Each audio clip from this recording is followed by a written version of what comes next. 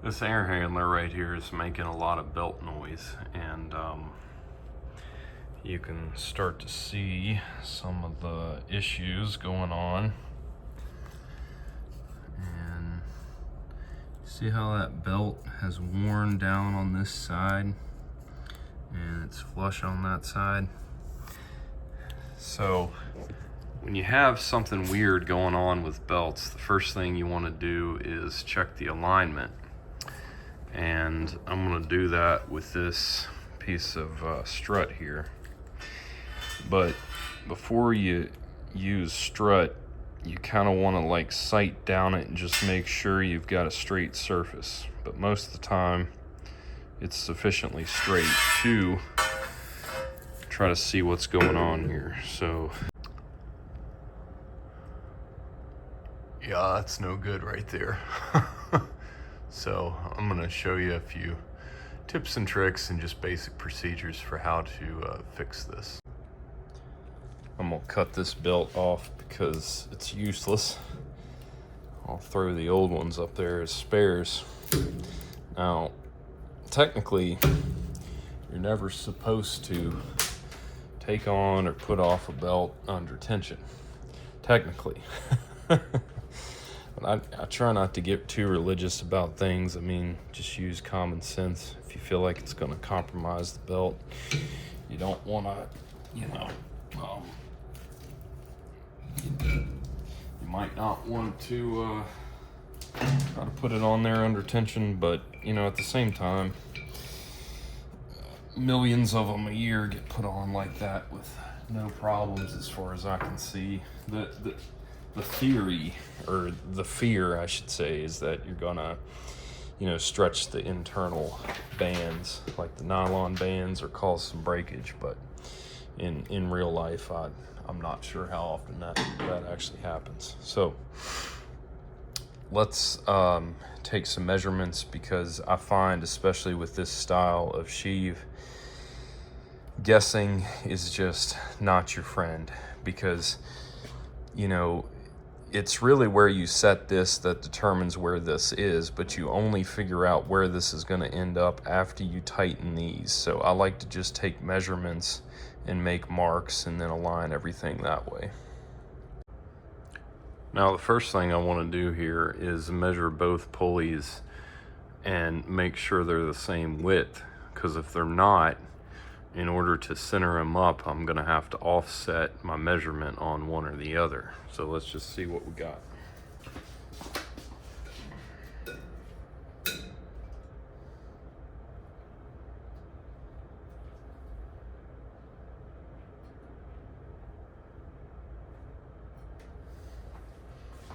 Okay, they are the same width, which doesn't really matter what it is, just as long as it's the same.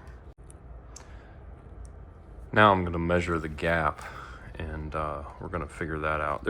There's lots of different ways to do alignments and things, but this is just the way I prefer. Okay, let's go.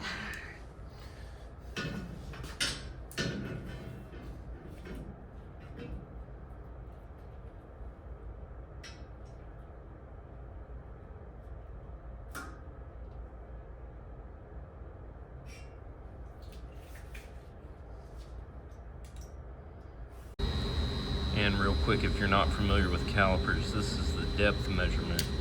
So if I wanted to measure this distance here,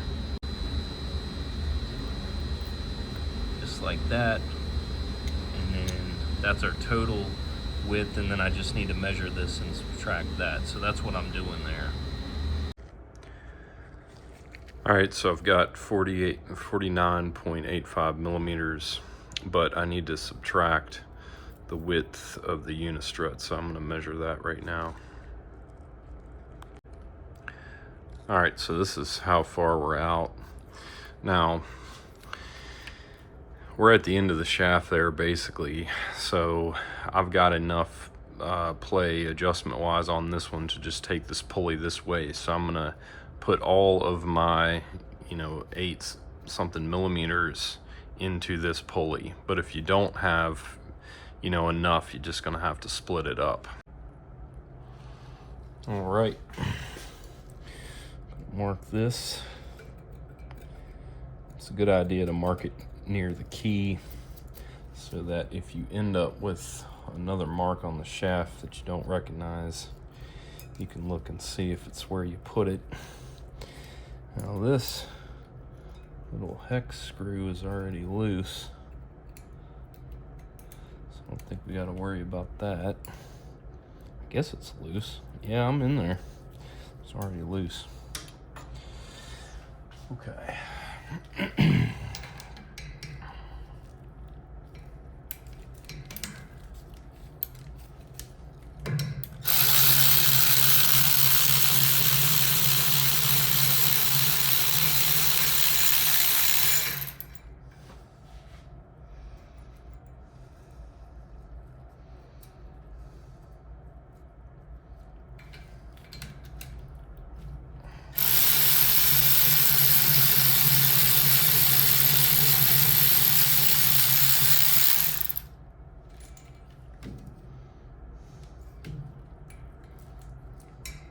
If you've never seen this kind of hub before, you've just got these holes that you can use the bolts to drive it out with.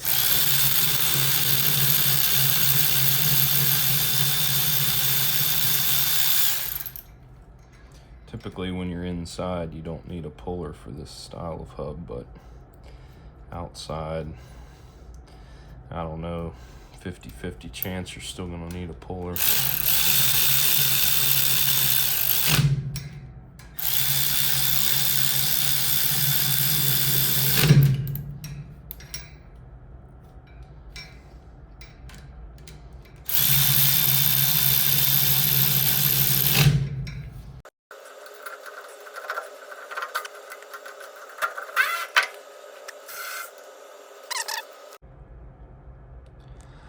What I'm gonna do now is I'll take a measurement. There's two ways you can do this. One would be to measure between your marks, but the other way is I'm just gonna set these calipers to where they need to be. So I'm at 68 point, let me add our measurements and then I'll be back. 76.95. Let me show you something on these calipers. See this? This is an old antique Helios, and gosh, I just don't know if stuff is made like this anymore. This is German. Look at this. So you've got this thumb wheel in here, so you can fine tune your adjustment. So we go in here, do just like that. I'm looking at it outside the camera, so I don't know what kind of angle it's at, but that is 76.95.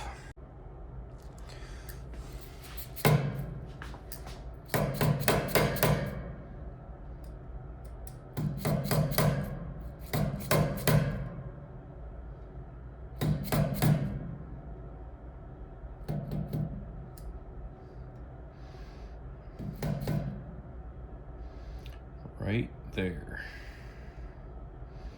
Okay, perfect. Now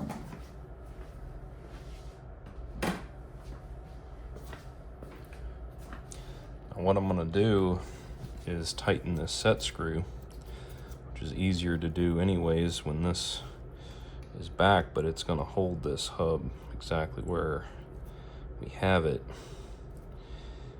as I'm tightening everything back up. I mentioned these in the water tower video. You know what, let me grab this set and show you what I was talking about. They have this patented design, just some kind of like relief cut into there. And you know, looking at it, it doesn't look like it should grab any better than a normal hex, but it does. I mean, I really feel like it does. I've gotten these little hex set screws out that I thought for sure the little hex wrench was actually going to break. Something was going to break. but that is my favorite pair by far. Okay, now one little trick you can do with these, especially a little small one that probably doesn't have a lot of clamping force, is once you get it tight, because what it's doing is it's kind of burying in the metal, and so now I want to loosen it, and if you watch, this hex wrench will go back around further than where it was. So now it's kind of compressed in there as far as it can be. All right, so far so good.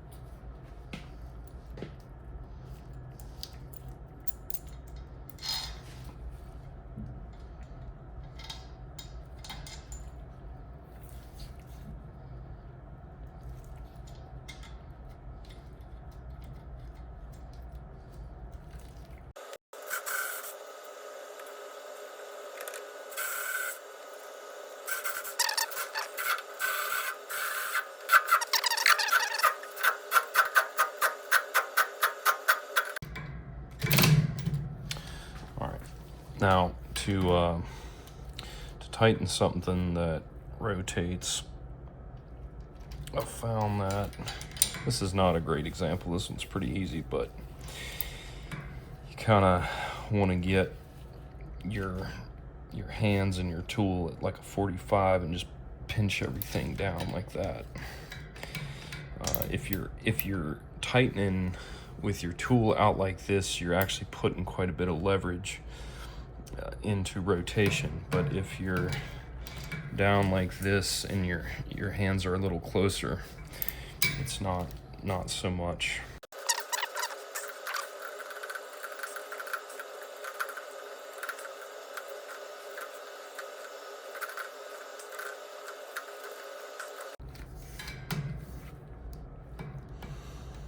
All right, that's good. You don't want to stop just when you feel one get tight, because if one of them gets tight and then the others are looser, it's a sign that this sheave here is still walking itself up onto the hub. All right, let's check our work. Oh yeah, I mean, can't really get any more aligned than that. Perfect. Okay. All right, let's go over something. Now, let's say your pulleys were not the same width, and this is common when you have like an adjustable pulley or sheave. So let's say you put your straight edge up here and you've got a 15 millimeter gap. This is a 10 millimeter pulley and a 20 millimeter pulley. Well, you're going to subtract those two measurements and divide by 2. So that gives you, this is going to be from the center line after you've, let me say it like this. If you were to overlay these on top of each other, you have 5 millimeter extra material on either side. So you would want to bring this pulley this way until you have your 5 millimeter gap. So this one would need to move 10 millimeters. And you know, if you're in a situation like that and it gets hard to conceptualize, normally just drawing out a simple diagram like this helps. All right, let's get our belts back on. Just FYI, I got to looking at these belts here, and you can see that they're both BX 112s, but they look very different. See that? And so it must be that Browning at some point changed the design, because if you look, this is a Gen 2. I don't know what all that's about, but I'm just going to put this oddball in the middle. My two other belts are the Gen 2s.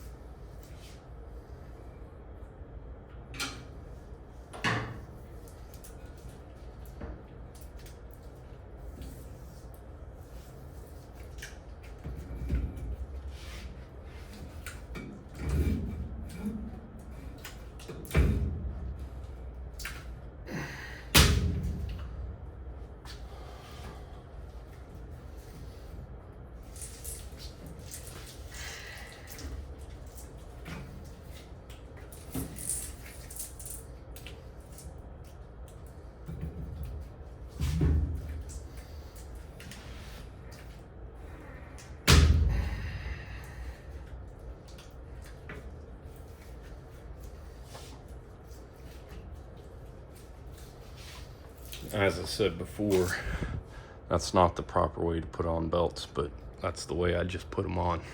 So let's get her running, see how she does.